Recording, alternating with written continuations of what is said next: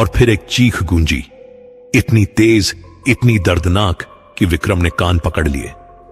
पर यह चीख सिर्फ विक्रम को सुनाई दे रही थी। पत्नी और बच्चे सोते रहे।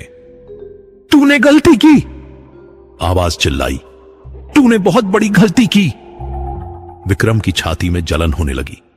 ऐसा लगा जैसे कोई अंदर से आग लगा रहा हो। उन्होंने शर्ट खोली और देखा, रेखा अब चमक रही थी, लाल रंग की चमक, जैसे लावा हो। तू समझता है मुक्ति इतनी आसान है? आवाज ने कहा। मुक्ति की कीमत चुकानी पड़ती है। और तभी विक्रम को लगा जैसे उनकी छाती फट जाएगी। दर्द इतना तेज था कि वो चीख भी नहीं पाए, बस अपने सीने को पकड़कर बिस्तर पर गिर पड़े। पत्नी की नींद टूट गई। उसने लाइट जलाई और जो देखा उससे वो दहशत में आ गई। विक्रम की छाती पर वो रेखा अब जल रही थी, सचमुच जल रही थी। धुआं उठ रहा था और एक अजीब सी बदबू फैल रही थी। यह क्या हो रहा है? पत्नी चिल्लाई, पर विक्रम कुछ बोल नहीं पाए। वो बस तड़प रहे थे और उनकी आंखों में आंसू थे, दर्द के आंसू नहीं, बल्कि डर के आंसू। करीब 10 मिनट तक यह चलता रहा और फिर अचानक सब कुछ रुक गया। दर्द खत्म हो गया, जलन बंद हो गई, धुआं गायब हो गया। विक्रम ने अपनी छाती देखी।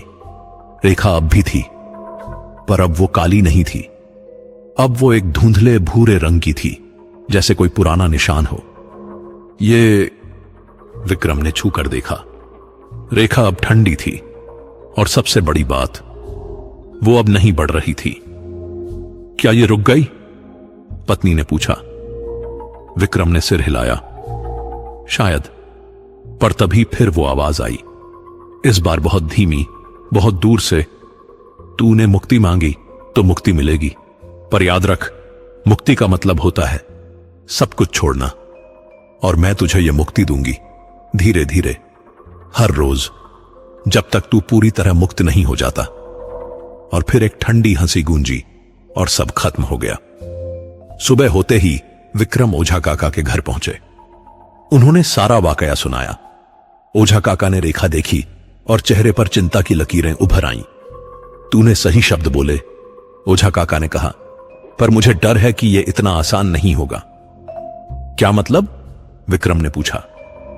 देख, ओझा काका ने समझाया, जब तूने मुक्ति कहा तो तूने उस प्रेतात्मा को ठुकरा दिया, पर प्रेतात्माएं इतनी आसानी से हार नहीं मानती।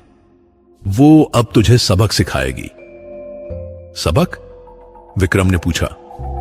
हां, ओझा काका ने कहा, वो तुझे दिखाएगी कि मुक्ति का मतलब क्या होता है। वो धीरे धीरे तुझसे सब कुछ छीन लेगी, तेरा सम्मान, तेरा आराम, तेरी खुशी, और तुझे एक एक करके सब खोना पड़ेगा जब तक तू सच में मुक्त नहीं हो जाता। विक्रम के पैरों तले जमीन खिसक गई। तो मैंने गलती की? विक्रम ने पूछा। नहीं, ओझा काका ने कहा, तूने जो किया वो सही था, पर अब तुझे तैयार रहना होगा, क्योंकि अब असली परीक्षा शुरू होगी। उसी दोपहर को विक्रम को खेत के मालिक ने बुलाया। विक्रम, मालिक ने कहा, मुझे अफसोस है, पर मैं तुम्हें अब काम पर नहीं रख सकता। विक्रम चौंक गए। क्यों? मैंने कुछ गलत किया? नहीं, मालिक ने कहा, पर लोग तुमसे डरने लगे हैं। कल जो मजदूर तुम्हारे साथ काम कर रहे थे, उन्होंने कहा कि तुम्हारे पास कुछ अजीब है, कुछ बुरा। मैं इस चक्कर में नहीं पड़ना चाहता। विक्रम को कुछ कहना था, पर शब्द नहीं निकले। उन्होंने बस सिर झुकाया और चले आए। घर आकर पत्नी को बताया। पत्नी रोने लगी। अब हम क्या करेंगे? नौकरी चली गई। कुछ ना कुछ हो जाएगा। विक्रम ने हिम्मत बंधाई, पर खुद को भी यकीन नहीं था। शाम को जब विक्रम बाजार गए तो वहां भी वही हाल था। जो दुकानदार पहले मुफ्त में सामान देते थे, आज उन्होंने उधार देने से मना कर दिया। माफ करना भाई, एक दुकानदार ने कहा, पर तुम्हारे साथ कुछ अच्छा नहीं लग रहा। मेरा दिल कह रहा है कि तुमसे दूर रहूं। विक्रम समझ गए। वो प्रेतात्मा अपना काम शुरू कर चुकी थी। धीरे धीरे उनसे सब कुछ छीन रही थी। रात को विक्रम बाथरूम में गए, हाथ मुंह धोने के लिए। आईने में अपना चेहरा देखा और अचानक रुक गए। आईने में उनकी परछाई थी, पर वो परछाई कुछ अलग कर रही थी। विक्रम ने हाथ उठाया, परछाई ने नहीं उठाया। विक्रम ने सिर हिलाया, परछाई स्थिर रही और फिर परछाई ने अपने होंठ खोले और बोली, देखा, मैंने कहा था ना, मुक्ति का मतलब सब कुछ छोड़ना। विक्रम की सांस अटक गई। उनकी परछाई बोल रही थी। पहले नौकरी गई, परछाई ने कहा, फिर लोगों का भरोसा जाएगा, फिर परिवार का साथ जाएगा और आखिर में तू खुद से भी मुक्त हो जाएगा। नहीं, विक्रम ने चिल्लाकर कहा। परछाई हंसी, वही ठंडी डरावनी हंसी। मुक्ति चाहिए थी ना, तो ले, पर ध्यान से, मुक्ति कभी मुफ्त में नहीं मिलती। और फिर परछाई फिर से सामान्य हो गई। अब वो विक्रम के साथ वही कर रही थी जो विक्रम कर रहे थे। विक्रम भागकर कमरे में आए, पसीने से तरबतर थे। पत्नी ने पूछा, क्या हुआ? कुछ नहीं, विक्रम ने कहा, पर दिल जानता था यह तो बस शुरुआत थी। रात के 2 बजे विक्रम को अचानक नींद से जगा दिया गया। किसी ने उन्हें हिलाया था। उन्होंने आंखें खोली, कोई नहीं था। पत्नी सो रही थी, पर विक्रम को लगा जैसे कमरे में कोई और है। उन्होंने चारों तरफ देखा और तभी कोने में, अंधेरे में उन्हें कुछ दिखा। एक साया, काला घना साया जो हिल रहा था, धीरे धीरे विक्रम की तरफ बढ़ रहा था। विक्रम के रोंगटे खड़े हो गए। वो उठना चाहते थे, पर शरीर नहीं हिला, जैसे किसी ने उन्हें जकड़ लिया हो। साया पास आता गया और जब वो बिल्कुल नजदीक आया तो विक्रम ने देखा उस साये में 2 लाल आंखें थीं, वही आंखें जो उन्होंने सपने में देखी थी। तू भाग नहीं सकता, साये ने कहा। तू मुक्ति मांगता है, पर तू नहीं जानता कि मुक्ति का मतलब क्या है। मैं तुझे सिखाऊंगी, हर रोज, हर रात। और फिर साया झुका और विक्रम के सीने के पास आया। विक्रम को लगा कि वो अब मर जाएंगे, पर साये ने कुछ किया नहीं। बस उनके दिल को छुआ, एक ठंडा बर्फीला स्पर्श, और फिर फुसफुसाया, रेखा रास्ता ढूंढ रही है। अभी तो मैं रुकी हूं, पर जल्द ही मैं फिर बढ़ूंगी, क्योंकि तू चाहे जितना भी मुक्ति कह ले, तेरे भीतर अभी भी इच्छाएं हैं, और जब तक वो इच्छाएं हैं मैं हूं। विक्रम चीखना चाहते थे, पर आवाज नहीं निकली। साया धीरे धीरे पीछे हटा और अंधेरे में गायब हो गया। और फिर अचानक विक्रम का शरीर मुक्त हो गया। वो बिस्तर से उछलकर उठे, हांफते हुए, चीखते हुए, नहीं नहीं। पत्नी जाग गई, बच्चे जाग गए, सब घबरा गए। क्या हुआ? पत्नी ने पूछा। विक्रम ने अपनी छाती देखी। रेखा अब फिर से काली होने लगी थी, धीरे धीरे, बहुत धीरे धीरे। अगली सुबह विक्रम फिर से ओझा काका के पास गए, सब कुछ बताया। ओझा काका ने रेखा देखी और गहरी सांस ली। जैसा मैंने कहा था, ओझा काका ने कहा, वो तुझे सिखा रही है, और देख, रेखा फिर से बढ़ने लगी है। पर मैंने तो मुक्ति कही थी, विक्रम ने कहा। हां, ओझा काका ने कहा, पर तू सच में मुक्त नहीं हुआ। तेरे भीतर अभी भी इच्छाएं हैं, नौकरी की, परिवार के लिए, सम्मान की। जब तक ये इच्छाएं हैं, वो रेखा बढ़ती रहेगी। तो मैं क्या करूं? विक्रम ने पूछा। ओझा काका चुप रहे, फिर बोले, अब सिर्फ एक ही रास्ता है। तुझे सच में सब कुछ छोड़ना होगा, हर इच्छा, हर चाह, हर सपना। तुझे पूरी तरह शून्य होना होगा। पर अगर मैं शून्य हो गया, विक्रम ने कहा, तो मैं जीऊंगा कैसे? वही तो है ना, ओझा काका ने कहा। मुक्ति का मतलब जीना नहीं, बस होना। ना कोई दुख, ना कोई सुख, ना कोई इच्छा, ना कोई चाह, बस एक खाली खोल। विक्रम को लगा जैसे सब कुछ खत्म हो गया। एक तरफ उस प्रेतात्मा का गुलाम बनना था, दूसरी तरफ एक जीवित लाश बनना था। कोई तीसरा रास्ता नहीं है? विक्रम ने पूछा। ओझा काका ने सिर हिलाया। नहीं, तूने जब उस कुएं से पानी लिया, तब से तेरी किस्मत लिख दी गई। अब तुझे एक चुनना होगा, या तो उसकी बनकर रह, या फिर अपना सब कुछ खोकर मुक्त हो जा। 3 दिन बीत गए थे। विक्रम की हालत देखने लायक नहीं रही थी। नौकरी चली गई थी और अब कोई उन्हें काम पर नहीं रख रहा था। गांव में लोग उनसे दूर भागते थे। बच्चे उन्हें देखकर रोने लगते थे। यहां तक कि घर में भी माहौल बदल गया था। पत्नी अभी भी साथ थी, पर उसकी आंखों में अब डर था। बच्चे उनसे बात करने से कतराते थे। और रेखा, वो हर रोज थोड़ी थोड़ी बढ़ रही थी, धीरे धीरे, लगातार, बिना रुके। उस सुबह विक्रम आईने के सामने खड़े थे, अपने आप को देख रहे थे। काले घेरे आंखों के नीचे चेहरा पीला पड़ गया था, बाल बिखरे हुए थे। और सबसे डरावनी बात, रेखा अब उनकी गर्दन पर भी दिखने लगी थी। शर्ट पहनने से भी छुप नहीं रही थी। कब तक ये चलेगा? विक्रम ने आईने में अपने आप से पूछा, और आईने से जवाब आया, पर उनकी अपनी आवाज में नहीं, उस औरत की आवाज में। जब तक तुम हार नहीं मान लेते। विक्रम ने मुट्ठी भींची। मैं नहीं हारूंगा। आईने में परछाई हंसी। देखते हैं। और तभी विक्रम के दिमाग में एक विचार आया, एक खतरनाक विचार। अगर रेखा उनकी त्वचा पर है तो क्या होगा अगर वो उस त्वचा को ही? नहीं, विक्रम ने खुद को रोका। यह पागलपन है। पर फिर उन्होंने सोचा, और कौन सा रास्ता बचा है? ओझा काका ने कहा था कि सब इच्छाएं छोड़ो, पर वो कैसे हो सकता है? एक इंसान बिना इच्छा के जी कैसे सकता है? नहीं, अगर इस रेखा से छुटकारा पाना है तो कुछ और करना होगा, कुछ ऐसा जो किसी ने सोचा भी ना हो। उस रात जब सब सो गए, विक्रम रसोई में गए। वहां से एक तेज चाकू उठाया, हाथ में लेकर देखा। धार बहुत तेज थी, एक बार में काट सकती थी। विक्रम वापस कमरे में आए, दिया जलाया और फिर अपनी बांह पर रेखा को देखा। अगर यह त्वचा के ऊपर है, विक्रम ने सोचा, तो मैं इसे काट दूंगा। जितनी त्वचा जरूरी है उतनी काट दूंगा, पर इससे छुटकारा पाऊंगा। उन्होंने चाकू उठाया, हाथ कांप रहा था, पर उन्होंने हिम्मत की और चाकू को रेखा के पास ले गए। पहले धीरे से छुआ, कुछ नहीं हुआ। फिर थोड़ा दबाया, एक हल्की सी झुनझुनी हुई। और फिर विक्रम ने पूरी ताकत से दबाया और रेखा पर काटने की कोशिश की। जैसे ही चाकू की धार रेखा को छुई, एक तेज चमक हुई, इतनी तेज कि विक्रम की आंखें चूंधिया गईं। और फिर एक झटका, बिजली के करंट जैसा। विक्रम का हाथ छूट गया, चाकू जमीन पर गिर गया। और जब उन्होंने देखा तो चाकू की धार काली पड़ गई थी, पूरी तरह काली, जैसे उसे आग में जला दिया हो। विक्रम की बांह में दर्द नहीं हुआ था, पर ठंडक और बढ़ गई थी। और रेखा, वो अब और गहरी हो गई थी, और मोटी भी। तूने फिर कोशिश की?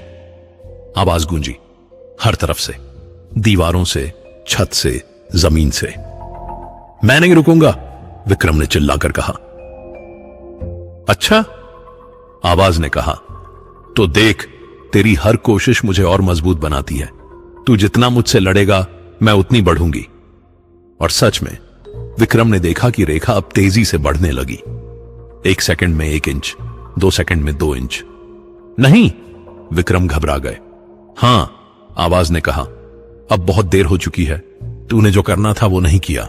अब तेरी बारी मेरी है। अगली सुबह पत्नी ने विक्रम की हालत देखी तो घबरा गई। रेखा अब गर्दन से होते हुए चेहरे की तरफ बढ़ने लगी थी। एक पतली लकीर जो ठुड्डी के नीचे से शुरू होकर गाल की तरफ जा रही थी। ये तो चेहरे पर आ रही है, पत्नी ने कहा। विक्रम ने कुछ नहीं कहा। वो जानते थे कि अब और छुपाया नहीं जा सकता। जल्द ही पूरा चेहरा इन रेखाओं से ढक जाएगा। मुझे लगता है, पत्नी ने धीरे से कहा, तुम्हें घर छोड़ देना चाहिए। विक्रम ने चौंक कर देखा। क्या? हां, पत्नी की आंखों में आंसू थे। तुम्हारे पास रहकर हम सब खतरे में हैं। बच्चे डरे हुए हैं।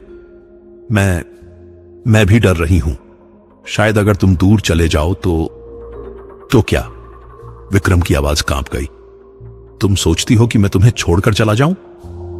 मैं नहीं कह रही कि हमेशा के लिए, पत्नी ने कहा, पर जब तक यह चीज खत्म नहीं हो जाती। विक्रम को लगा जैसे किसी ने दिल में छुरा घोंप दिया। पत्नी भी अब उनसे दूर जाना चाहती थी। वो प्रेतात्मा सही साबित हो रही थी, धीरे धीरे सब कुछ छीन रही थी। ठीक है, विक्रम ने कहा, मैं चला जाऊंगा। उन्होंने कुछ कपड़े एक पोटली में बांधे और घर से निकल पड़े। पत्नी और बच्चे दरवाजे पर खड़े थे, रोते हुए, पर रोक नहीं रहे थे। और जैसे ही विक्रम गली से बाहर निकले, उन्हें फिर वो आवाज सुनाई दी। देखा, मुक्ति का पहला पड़ाव, परिवार से मुक्ति। विक्रम बिना किसी मंजिल के भटक रहे थे। गांव से बाहर निकल गए और एक सुनसान रास्ते पर चल रहे थे। सूरज ढल रहा था और उन्हें कहीं रुकना था। तभी उन्हें दूर एक बरगद का पेड़ दिखा और उसके नीचे कोई बैठा हुआ था। पास जाकर देखा, एक बूढ़ा साधु था, गेरुए कपड़ों में, जटाएं बढ़ी हुई, माथे पर तिलक। बैठ जा बेटा, साधु ने बिना देखे कहा। विक्रम चौंके। आपको कैसे पता कि मैं यहां हूं? बहुत कुछ पता है मुझे। साधु ने आंखें खोली। उनकी आंखें बहुत गहरी थीं, जैसे समुद्र की तलहटी हो। विक्रम बैठ गए। साधु ने उनकी बांह देखी। रेखा अब कोहनी से लेकर कंधे तक और सीने से होते हुए गर्दन तक फैल चुकी थी। कर्ण पिशाचिनी, साधु ने कहा। विक्रम के रोंगटे खड़े हो गए। आपको कैसे पता? मैंने ऐसा पहले भी देखा है, साधु ने कहा। 30 साल पहले एक और आदमी, वो भी तेरी तरह उस कुएं से पानी लाया था। क्या हुआ उसका? विक्रम ने पूछा। साधु चुप रहे, फिर धीरे से बोले, वो अब उसी कुएं में है। विक्रम का दिल बैठ गया। पर साधु ने कहा, तू उससे अलग है। कैसे? विक्रम ने पूछा। उसने सब कुछ मांग लिया था, पैसा, ताकत, सम्मान, और उसे मिल भी गया। पर फिर पिशाचिनी ने उसे पूरी तरह अपने कब्जे में ले लिया। उसकी आत्मा को खा गई और उसके शरीर को उस कुएं में फेंक दिया। आज भी अगर तू उस कुएं में झांके तो उसकी हड्डियां दिख जाएगी। पर मैंने तो मुक्ति मांगी थी, विक्रम ने कहा। हां, साधु ने कहा, इसलिए तू अभी जिंदा है।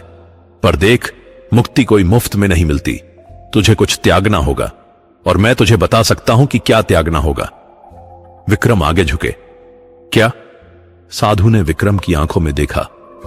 तुझे अपने मैं को त्यागना होगा। मतलब? विक्रम ने पूछा। मतलब? साधु ने समझाया।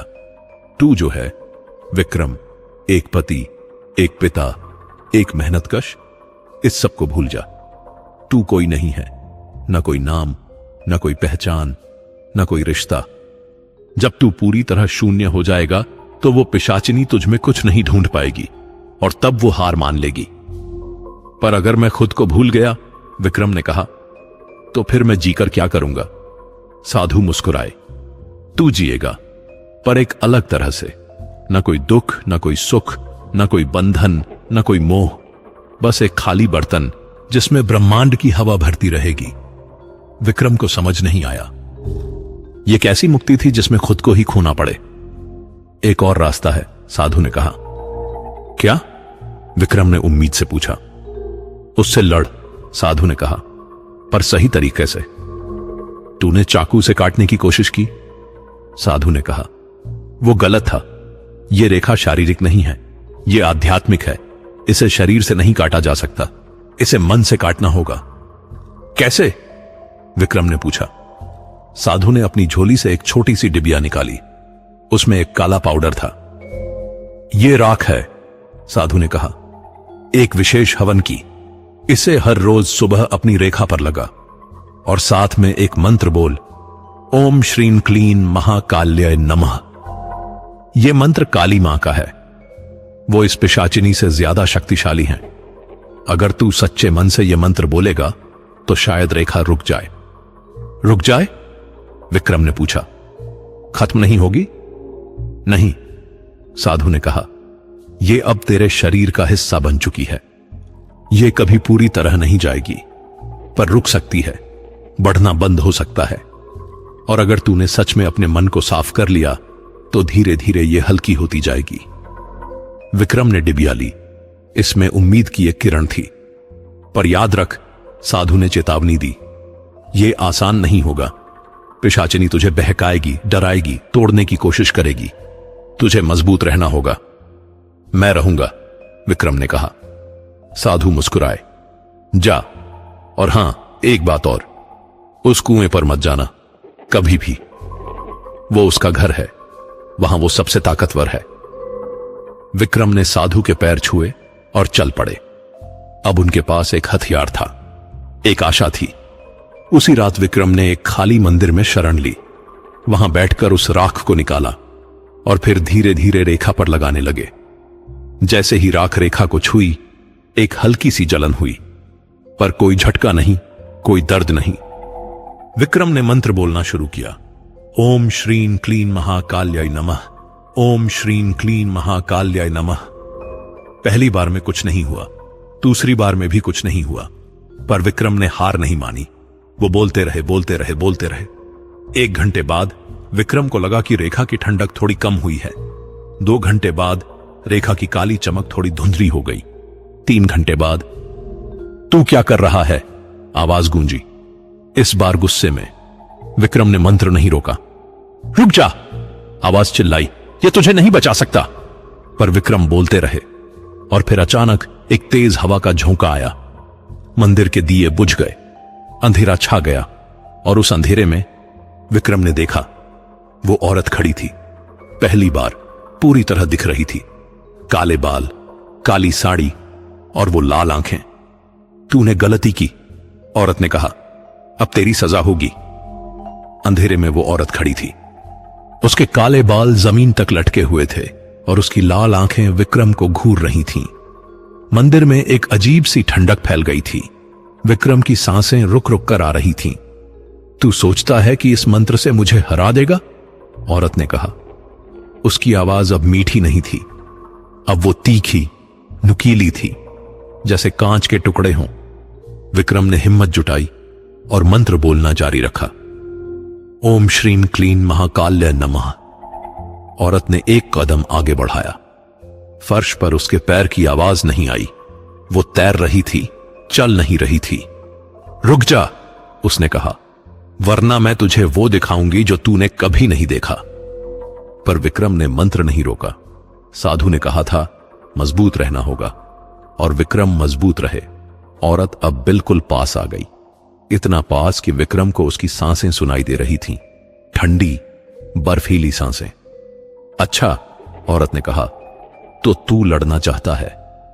ठीक है, पर पहले मैं तुझे दिखाती हूं कि मैं कौन हूं। और फिर उसने अपने बालों को पीछे किया और विक्रम ने उसका पूरा चेहरा देखा। वो चेहरा सुंदर था, बहुत सुंदर। परफेक्ट नाक, परफेक्ट होंठ, परफेक्ट त्वचा। पर वो सुंदरता डरावनी थी, जैसे किसी मूर्ति की हो, बेजान, ठंडी। मेरा नाम मोहिनी था, उसने कहा। 200 साल पहले मैं इसी गांव में रहती थी और मैं भी तेरी तरह गरीब थी, बेबस थी। लोग मुझ पर हंसते थे, मेरे सपने कुचलते थे। और फिर एक दिन मुझे एक तांत्रिक मिला। उसने मुझे एक विद्या सिखाई, कर्ण पिशाचिनी की विद्या। विक्रम सुनते रहे, मंत्र बोलते रहे। उस विद्या से मैं लोगों को अपने वश में कर सकती थी। मोहिनी ने कहा, मैं जो चाहती वो होता। पैसा, सम्मान, ताकत, सब कुछ मेरे पास आया। पर फिर एक दिन मैंने एक गलती की। मैंने चाहा कि मैं हमेशा जवान रहूं, कभी बूढ़ी ना हूं। और उस विद्या ने मुझे दे दिया अमृता, पर उसने मेरी जान ले ली। क्या? विक्रम का मंत्र एक पल के लिए रुक गया। हां, मोहिनी ने कहा, मैं मर गई, पर मेरी आत्मा फंस गई इस दुनिया में। और अब मैं एक शरीर की तलाश में हूं, एक ऐसा शरीर जो मुझे पूरी तरह अपने अंदर ले ले। और तू विक्रम, तू परफेक्ट है। विक्रम ने फिर से मंत्र बोलना शुरू किया, इस बार और तेज। ओम श्रीं क्लीं महाकाल्याय नमः, ओम श्रीं क्लीं महाकाल्याय नमः। मोहिनी ने गुस्से से चीखा। उसकी आवाज इतनी तेज थी कि मंदिर की दीवारें कांप गईं। तू मुझे ठुकरा रहा है, उसने कहा, तो अब देख। और फिर उसने अपना हाथ बढ़ाया। उसकी उंगलियां लंबी थीं, नाखून नुकीले थे, और जैसे ही उसने विक्रम की छाती को छुआ, विक्रम को लगा जैसे उनकी छाती फट जाएगी। एक तीव्र दर्द, इतना तीव्र कि विक्रम चीख पड़े। मंत्र रुक गया। राख की डिबिया हाथ से गिर गई।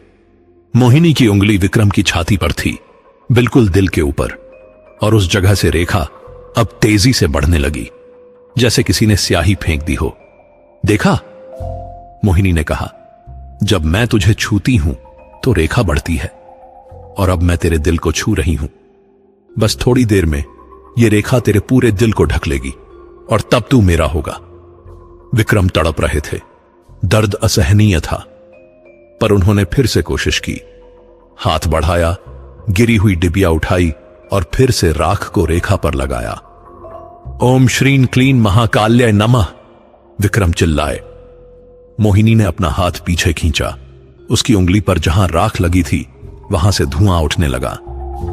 आह, मोहिनी चीखी, ये राख, ये कहां से लाया तूने? एक साधु ने दी, विक्रम ने कहा, और उसने बताया कि तुम काली मां से कमजोर हो। मोहिनी की आंखों में गुस्सा और डर दोनों दिखा। तो तूने साधु से मदद ली, उसने कहा। चालाक है तू, पर यह राख बहुत देर तक काम नहीं करेगी, जल्द ही खत्म हो जाएगी। और तब मैं और ढूंढूंगा, विक्रम ने कहा। मैं नहीं हारूंगा। मोहिनी हंसी, पर इस बार उसकी हंसी में दर्द था। तुझे पता है क्यों मैं तुझे चाहती हूं? उसने कहा। क्योंकि तू मुझसे बहुत अलग नहीं है। तू भी तो चाहता था, पैसा, सम्मान, खुशी। बस फर्क इतना है कि तूने मुक्ति कह दी, पर भीतर से तू भी वही इच्छाएं पालता है। विक्रम चुप रहे, क्योंकि मोहिनी सही कह रही थी। भीतर से विक्रम अभी भी चाहते थे कि सब कुछ ठीक हो जाए, परिवार वापस मिल जाए, जिंदगी पटरी पर आ जाए। देख, मोहिनी ने कहा, तेरी आंखों में मैं देख सकती हूं तेरी इच्छाएं, और जब तक वो इच्छाएं हैं मैं तेरे साथ रहूंगी, हमेशा। विक्रम ने आंखें बंद की। मोहिनी सही कह रही थी, जब तक इच्छाएं हैं वो रहेगी। तो क्या करें? तभी विक्रम को साधु की बात याद आई। तुझे अपने मैं को त्यागना होगा। विक्रम ने गहरी सांस ली और फिर मन ही मन बोले, मैं विक्रम नहीं हूं, मैं कोई नहीं हूं, न पति, न पिता, न मजदूर। मैं बस एक आत्मा हूं, और आत्मा को कुछ नहीं चाहिए। जैसे ही विक्रम ने यह सोचा, उन्हें एक अजीब शांति महसूस हुई। दर्द थोड़ा कम हो गया, रेखा की ठंडक थोड़ी घटी। क्या कर रहा है तू? मोहिनी की आवाज में घबराहट थी। विक्रम ने आंखें खोली, और इस बार उनकी आंखों में कोई डर नहीं था। मैं तुझे जाने दे रहा हूं, विक्रम ने कहा। तू मुझसे जो चाहती थी, इच्छाएं, लालच, मोह, वो सब मैं छोड़ रहा हूं। अब तेरे लिए मेरे अंदर कुछ नहीं बचा। नहीं, मोहिनी चिल्लाई, तू झूठ बोल रहा है। तू अभी भी चाहता है, मैं महसूस कर सकती हूं। शायद, विक्रम ने कहा, पर अब मैं उन इच्छाओं को अपना नहीं मानता। वो बस विचार हैं, आते हैं, जाते हैं, पर मैं उनसे बांधा नहीं हूं। और तभी विक्रम ने महसूस किया, रेखा पर की राख चमकने लगी, सुनहरी चमक, और रेखा धीरे धीरे हल्की होने लगी। मोहिनी घबरा गई। उसने फिर से विक्रम पर हमला करने की कोशिश की, पर इस बार उसका हाथ विक्रम को छू नहीं पाया, जैसे एक अदृश्य दीवार हो दोनों के बीच। नहीं, मोहिनी चीखी, यह नहीं हो सकता, तू मेरा है। नहीं, विक्रम ने शांति से कहा, मैं किसी का नहीं हूं, न तेरा न अपना, मैं बस हूं। और फिर विक्रम ने अंतिम बार मंत्र बोला, ओम श्रीं क्लीं महाकाल्य नमः। इस बार मंत्र के साथ एक तेज रोशनी फूटी, इतनी तेज कि पूरा मंदिर रोशन हो गया। मोहिनी चीखती रही, तड़पती रही, पर वो रोशनी उसे निगलती गई। मैं वापस आऊंगी। मोहिनी की आखिरी चीख गूंजी, जब तक तू जिंदा है मैं तेरी इच्छाओं में रहूंगी। और फिर सब शांत हो गया। जब विक्रम की आंख खुली तो सुबह हो चुकी थी। मंदिर में सूरज की किरणें आ रही थीं, चिड़िया चहचहा रही थी, सब कुछ सामान्य लग रहा था। विक्रम ने अपनी छाती देखी, रेखा अभी भी थी, पर अब वो बहुत हल्की थी, भूरे रंग की, धुंधली, और सबसे बड़ी बात, वो अब नहीं बढ़ रही थी। विक्रम ने राहत की सांस ली। उन्होंने जीत ली थी, पूरी तरह नहीं, पर काफी हद तक। मंदिर से बाहर निकले तो देखा कि वही बरगद का पेड़ था जहां साधु मिले थे, पर अब साधु नहीं थे। बस एक छोटी सी पर्ची पड़ी थी जिस पर लिखा था, बेटा तूने अच्छा किया, पर याद रख ये लड़ाई कभी पूरी तरह खत्म नहीं होती। जब तक जिंदगी है इच्छाएं रहेंगी, और जब तक इच्छाएं हैं वो रहेगी। पर अब तू जानता है कि कैसे लड़ना है, मजबूत रहना, और हर रोज सुबह खुद को याद दिलाना, मैं कोई नहीं हूं, मैं बस हूं। विक्रम ने पर्ची को जेब में रखा और चल पड़े। 2 दिन बाद विक्रम अपने गांव पहुंचे। लोग उन्हें देखकर अब भी थोड़ा डरे, पर पहले जितना नहीं। शायद उन्हें महसूस हो रहा था कि कुछ बदल गया है। घर के दरवाजे पर पत्नी खड़ी थी। उसने विक्रम को देखा और रोने लगी। मैं माफी चाहती हूं, पत्नी ने कहा। मुझे तुम्हें नहीं भगाना चाहिए था। नहीं, विक्रम ने कहा, तुमने सही किया। मुझे अकेले इस लड़ाई को लड़ना था और अब मैं लड़ चुका हूं। पत्नी ने विक्रम की छाती देखी। रेखा अब इतनी हल्की थी कि मुश्किल से दिखती थी। ये चली गई? पत्नी ने पूछा। नहीं, विक्रम ने कहा, यह कभी पूरी तरह नहीं जाएगी। यह अब मेरे साथ रहेगी, हमेशा, एक याद की तरह कि मैं कौन हूं और मैं कौन नहीं हूं।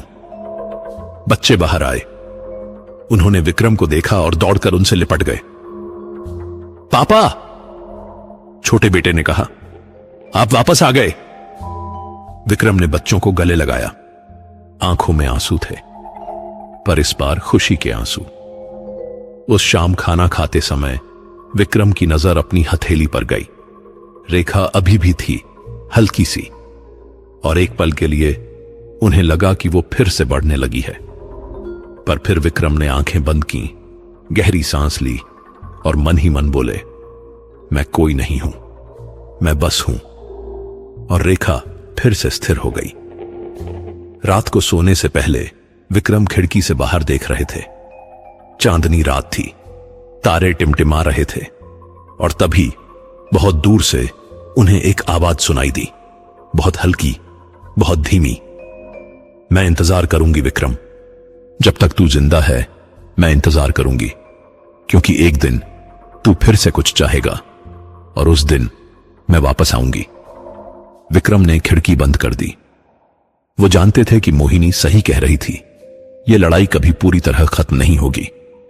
हर रोज, हर पल उन्हें खुद से लड़ना होगा, अपनी इच्छाओं से, अपनी चाहतों से। पर अब विक्रम तैयार थे। उन्हें पता था कि कैसे लड़ना है। विक्रम बिस्तर पर लेटे और सोने से पहले आखिरी बार अपनी छाती पर हाथ रखा। रेखा वहां थी, हल्की पर मौजूद। एक निशान, एक याद, एक चेतावनी। और विक्रम को पता था यह निशान हमेशा रहेगा। 6 महीने बीत गए थे। विक्रम की जिंदगी धीरे धीरे पटरी पर लौट रही थी। उन्हें फिर से काम मिल गया था, एक छोटे से होटल में। पैसे कम थे पर काफी थे। घर का खर्च चल रहा था, बच्चे स्कूल जा रहे थे। पत्नी फिर से मुस्कुराने लगी थी। पर सब कुछ पहले जैसा नहीं था और कभी नहीं हो सकता था। विक्रम अब अलग थे। उनकी आंखों में एक गहराई आ गई थी, जैसे उन्होंने ऐसा कुछ देख लिया हो जो बाकी लोगों ने कभी नहीं देखा। वो कम बोलते थे, ज्यादा सोचते थे, और हर सुबह बिना नागा वो उठते थे, नहाते थे और आधे घंटे के लिए ध्यान करते थे। उस ध्यान में वो खुद को याद दिलाते थे, मैं कोई नहीं हूं, मैं बस हूं। और हर सुबह वो अपनी छाती पर वो हल्की सी रेखा देखते थे। वो अभी भी थी, कभी कभी बहुत हल्की, कभी कभी थोड़ी गहरी। ये उनकी भावनाओं पर निर्भर करता था।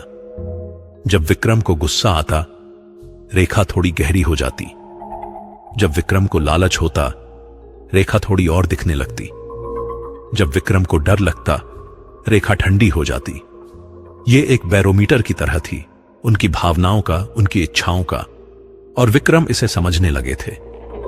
जब भी रेखा गहरी होती, वो रुकते, सांस लेते और खुद से पूछते, मैं अभी क्या चाह रहा हूं और क्या वो चाह मुझे चाहिए?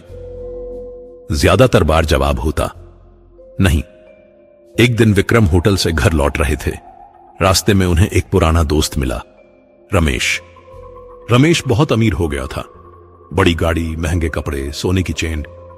अरे विक्रम, रमेश ने कहा, कैसे हो यार? सुना मैंने तुम अब होटल में काम करते हो। हां, विक्रम ने कहा। अरे भाई, तुम तो पढ़े लिखे हो, रमेश ने कहा। क्यों इतनी छोटी नौकरी कर रहे हो? देखो मुझे, मैंने एक बिजनेस शुरू किया और आज। रमेश अपनी कामयाबी की कहानियां सुनाने लगा और विक्रम सुनते रहे। और धीरे धीरे उनके भीतर एक चाह जागने लगी।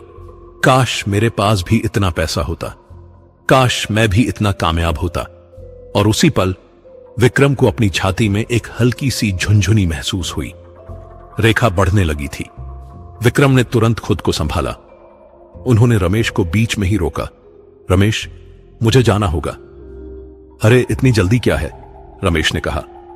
जरूरी काम है, विक्रम ने कहा और वहां से चले गए। घर पहुंचकर विक्रम ने तुरंत अपनी छाती देखी। रेखा फिर से थोड़ी गहरी हो गई थी, पर अभी भी काबू में थी। विक्रम ने आंखें बंद की और ध्यान लगाया। धीरे धीरे वो खुद से बात करने लगे। मुझे पैसा क्यों चाहिए? घर तो चल ही रहा है, बच्चे खुश हैं, पत्नी खुश है, तो फिर यह लालच क्यों? और जवाब मिला, क्योंकि मैं अभी भी समाज की नजरों में अपनी इज्जत देख रहा हूं। मुझे लगता है कि अगर मेरे पास पैसा नहीं है तो मैं कम हूं। पर क्या मैं सच में कम हूं? विक्रम ने खुद से पूछा और इस बार दिल से जवाब आया, नहीं, मैं उतना ही हूं जितना किसी और इंसान, न कम न ज्यादा, बस एक इंसान। और धीरे धीरे रेखा फिर से हल्की हो गई। उस रात खाना खाते समय पत्नी ने पूछा, तुम आजकल बहुत शांत रहते हो, कुछ परेशानी है?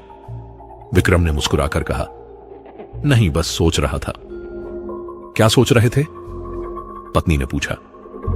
विक्रम ने एक पल के लिए रुककर सोचा, फिर बोले, मैं सोच रहा था कि जिंदगी कितनी अजीब है। हम पूरी जिंदगी कुछ न कुछ चाहते रहते हैं, पहले पैसा, फिर सम्मान, फिर खुशी।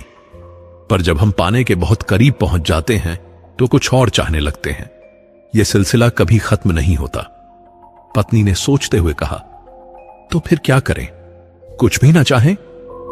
नहीं, विक्रम ने कहा, चाहना तो इंसान की फितरत है, पर अंतर यह है कि हम उस चाह को अपना मालिक बनने दें या फिर हम उसके मालिक बने। मैंने सीखा है कि चाह रखो, पर उससे बंध हो मत। पत्नी ने विक्रम की आंखों में देखा। उसे अपने पति में एक बदलाव दिख रहा था, एक शांति, एक स्थिरता। वो रेखा? पत्नी ने धीरे से पूछा। वो अभी भी है ना? हां, विक्रम ने कहा, और शायद हमेशा रहेगी। पर अब मैं उससे डरता नहीं। वो मेरी दुश्मन नहीं है, वो मेरा शिक्षक है। हर रोज वो मुझे याद दिलाती है कि मैं कौन हूं और मैं क्या नहीं बनना चाहता। पत्नी ने विक्रम का हाथ पकड़ा। मुझे गर्व है तुम पर। विक्रम ने मुस्कुराया। कुछ दिनों बाद विक्रम ओझा काका से मिलने गए। ओझा काका अब बहुत बूढ़े हो चुके थे। उनकी सेहत भी ठीक नहीं थी। आ गया बेटा, ओझा काका ने कहा। कैसे हो? ठीक हूं काका, विक्रम ने कहा। ओझा काका ने विक्रम की छाती की तरफ देखा। रेखा अभी भी वहां थी, हल्की। अच्छा कर रहा है तू, ओझा काका ने कहा। रेखा काबू में है। हां काका, विक्रम ने कहा, आपकी और उस साधु की वजह से। नहीं बेटा, ओझा काका ने कहा, यह तेरी अपनी जीत है। हमने तो बस रास्ता दिखाया, चला तो तू खुद।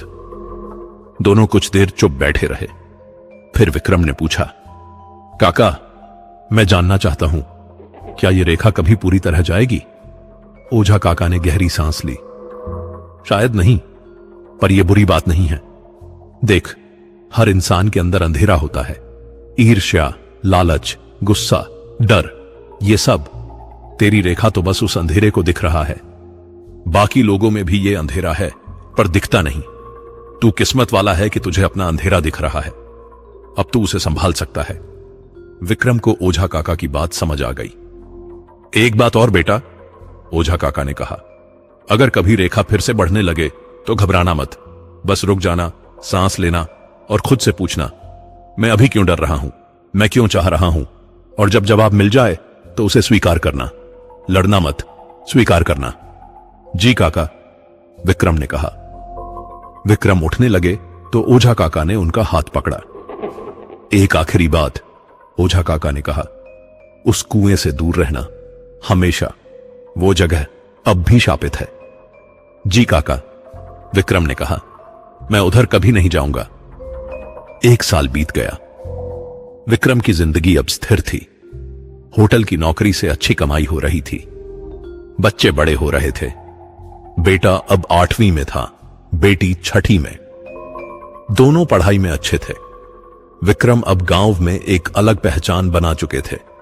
लोग उन्हें शांत विक्रम कहने लगे थे, क्योंकि चाहे कैसा भी हंगामा हो, विक्रम हमेशा शांत रहते थे। कभी गुस्सा नहीं करते थे, कभी किसी से झगड़ा नहीं करते थे। कई लोग उनके पास आने लगे, सलाह के लिए, मदद के लिए, और विक्रम सबकी सुनते और जो भी कह सकते थे कहते। एक दिन एक जवान लड़का उनके पास आया। उसकी आंखों में बहुत चिंता थी। विक्रम भाई, लड़के ने कहा, मुझे बहुत पैसा कमाना है, पर रास्ता नहीं मिल रहा। आप बताइए मैं क्या करूं? विक्रम ने लड़के की आंखों में देखा। उन्हें अपना पुराना चेहरा दिखा, वही लालच, वही बेचैनी। बेटा, विक्रम ने कहा, पहले मुझे यह बता, तुझे पैसा क्यों चाहिए? ताकि मैं खुश रह सकूं, लड़के ने कहा। और तू सोचता है कि पैसे से खुशी आएगी? विक्रम ने पूछा।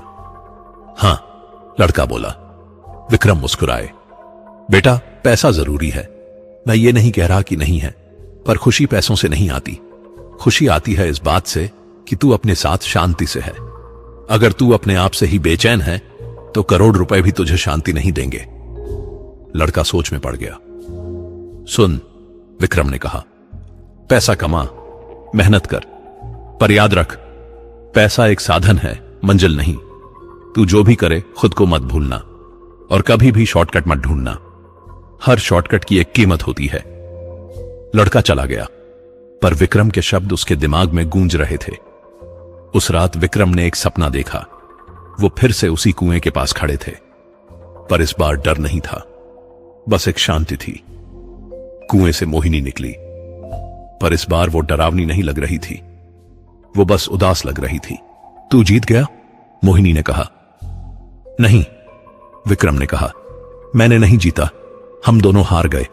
तू अपनी इच्छाओं में हारी, मैं भी लगभग हारने ही वाला था। पर अब मैं समझ गया हूं, यह कोई जंग नहीं थी, यह एक सबक था। मोहिनी ने विक्रम की आंखों में देखा। तू अलग है,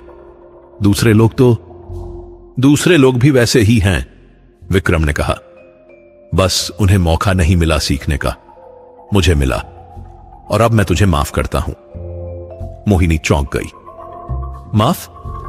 हां, विक्रम ने कहा। तूने जो भी किया वो तेरी मजबूरी थी। तू भी तो फंसी हुई है इस दुनिया में, अपनी इच्छाओं में। शायद एक दिन तू भी मुक्त हो जाएगी।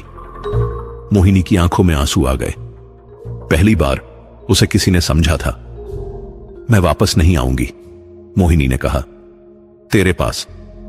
तूने मुझे हराया नहीं, तूने मुझे समझा, और यह मुझसे कोई नहीं कर पाया।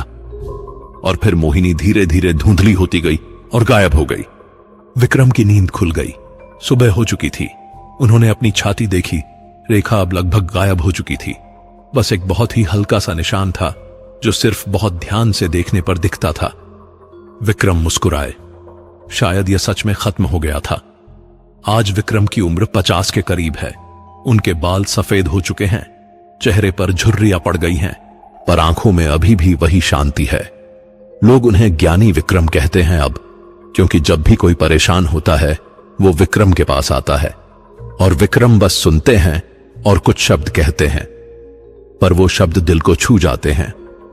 आज भी हर सुबह विक्रम उठते हैं और ध्यान करते हैं, और कभी कभी, बहुत कम, वो अपनी छाती पर वो निशान देखते हैं। वो लगभग गायब है, पर पूरी तरह नहीं। और विक्रम को अच्छा लगता है कि वो है, क्योंकि वो निशान उन्हें याद दिलाता है कि इच्छाएं इंसान को मार सकती हैं, अगर इंसान उन्हें अपना मालिक बनने दे। कि खुशी बाहर नहीं, भीतर है। कि मुक्ति का मतलब सब कुछ छोड़ना नहीं, बल्कि सब कुछ को बिना बंधे स्वीकार करना है।